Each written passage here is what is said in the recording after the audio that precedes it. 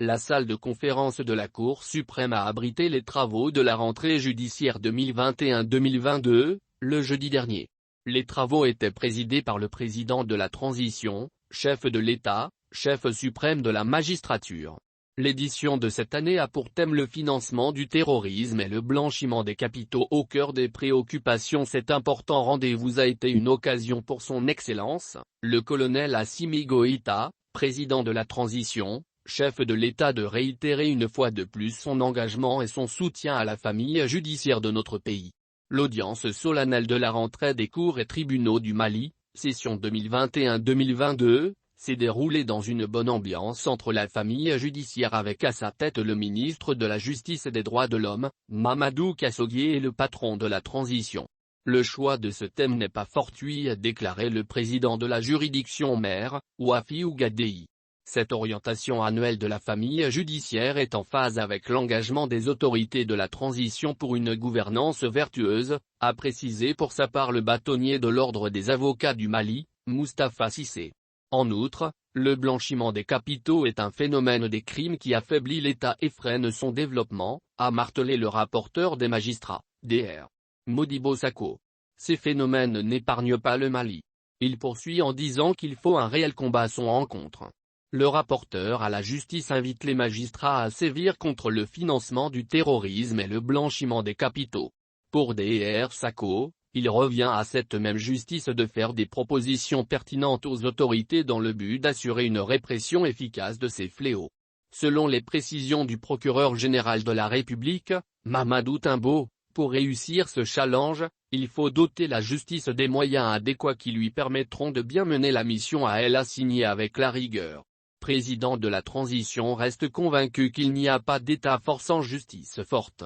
Le colonel Assimi Goïta s'est engagé à finaliser la construction du siège de la maison de l'avocat déjà en chantier. Cette construction du futur siège de la maison des avocats du Mali doit coûter 790 millions de FCFA.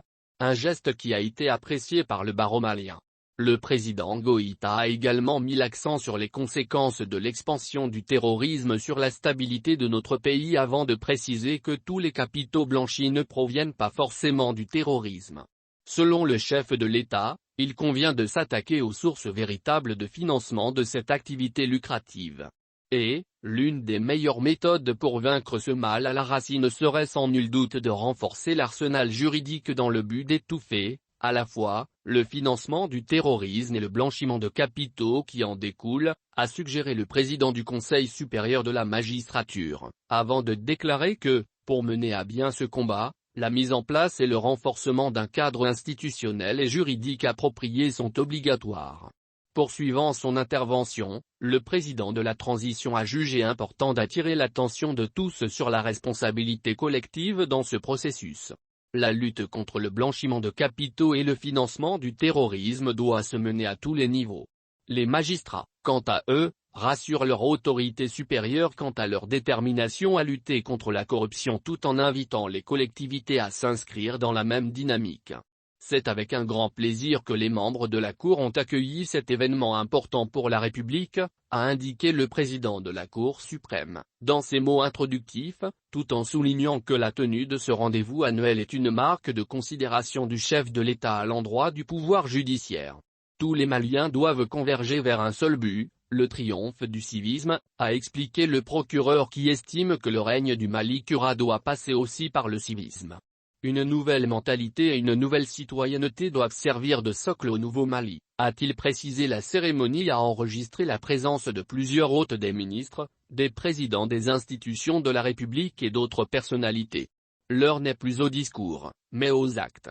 Agissons donc pour la survie du Mali, c'est en ces termes que le président Goïta a déclaré ouverte cette année judiciaire.